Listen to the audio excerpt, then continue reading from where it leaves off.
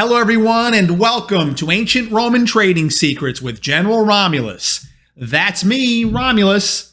This show is brought to you by Backpack Trader. Our goal is to help you become the best version of the backpack trader you can possibly become. People are slipping down the oil slide a little bit this morning. That's right, oil prices are pulling back. It's a little bit of an odd situation really, because why? The President of the United States just announced that they are going to institute a 3-month federal gas tax holiday, which means the price of gasoline at the pump is going to go down by whatever amount the federal taxes are, 18 or 20 cents or somewhere around there per gallon. However, that is not going to decrease the demand. As a matter of fact, Economics 101 will tell you that if the price of a commonly used necessity and commodity like gasoline and oil comes down in price, that will only increase the use. It will increase the demand. That's not what is needed right now. Right now, what is needed is an increase of supply.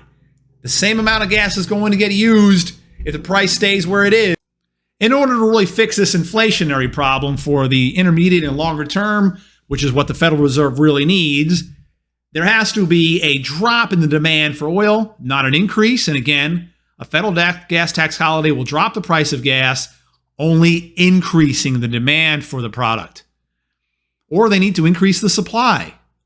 Well, increasing or decreasing the gas tax is not going to increase the supply. So it does not solve the problem in any real meaningful way.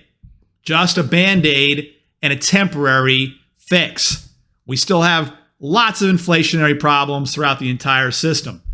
Stock market, though, is reacting a little positively to the news.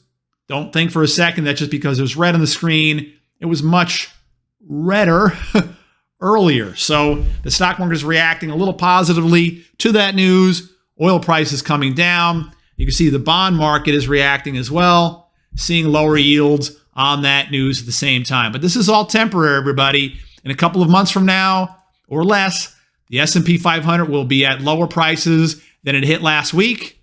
Oil prices will probably be higher than they are right now.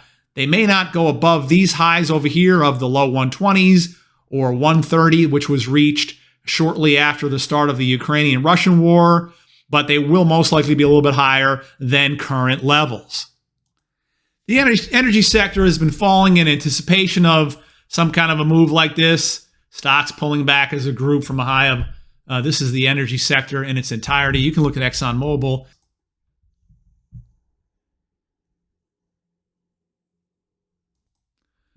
With stocks pulling up a little bit in here the last couple of trading days. Well, S&P 500 down a bit today, but not that much. NASDAQ actually, well, negative territory, positive territory, depending on the minute you look. But there's some areas, if you're looking, if you're watching, there are some areas that could be hit for shorting activities, but you kind of got to be quick in here. Okay, ultimate low is not in the S&P 500 and all the major indexes. That's coming over the coming days, weeks, or even months. Hard to tell right now, but these lows right here from the S&P 500 on last Thursday and Friday should be eclipsed with some strength and vigor between now and the end of September.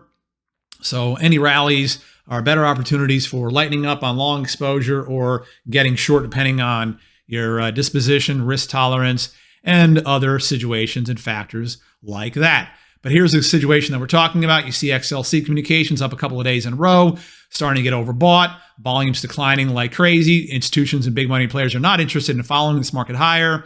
Yes, it can go a bit further, but again, over coming days, weeks, or months, it will break these lows, setting a new low, hence, i.e., and for example, a nice trading opportunity. By the way, yesterday's video, we were talking about Bitcoin. If you haven't seen it, just go ahead and check it out. There was a conversation about a new ETF. You know, you can buy Bitcoin, obviously, that's easy to do in any of the major exchanges or, major brokerage houses. Let you do that pretty easily. But there's an ETF, BITO, that came out a while ago. BITO is not trading Bitcoin itself. It holds Bitcoin futures. So it's not buying the underlying Bitcoin itself. And now there's a new one out there, BITI.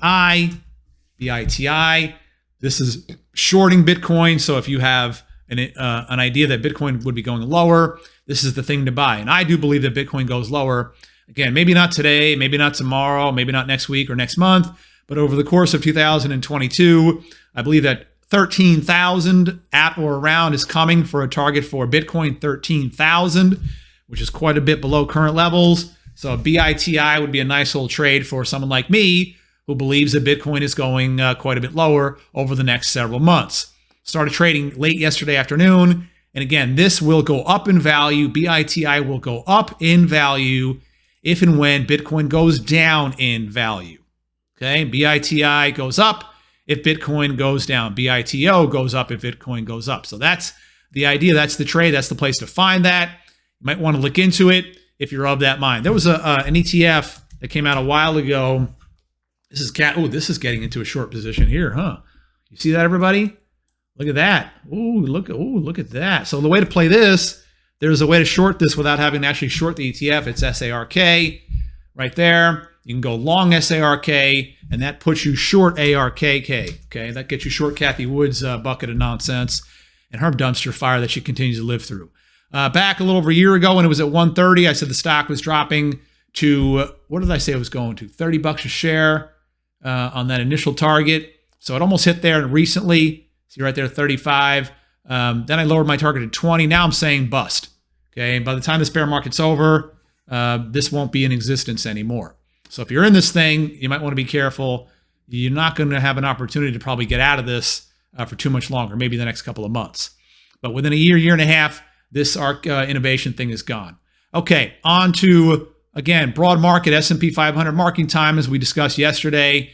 By the way, this is the reason you keep coming back to these videos, because we're updating you about the markets live in person and with ongoing analysis that really helps you stay tuned to it. Hit that subscribe button right below. You see that? Join our ranks. And then in addition to that, here, if you want to come in, click on that link right there. The Discord is free. When you come in, say hi to me. I'll be able to give you something for free right over there without any problem, and would be glad to have you join us. Okay, to wrap it up, oil prices pulling back with the announcement from the administration that they're going to suspend the federal gas tax. That's only going to drive up the demand and drop the supply even further, which is the exact opposite of what everybody needs for the intermediate, longer-term solutions to the inflation situation. And the energy stocks are reacting a little bit on the downside as well. Markets kind of hemming and hawing, going back and forth. Intermediate, longer term, between now and the end of September, these lows will be taken out by between now and the end of the year. Bitcoin drops all the way to 13,000. That's it for me. This is your old buddy Romulus. I'm heading back to ancient Rome, and I will see you tomorrow. That's all for now.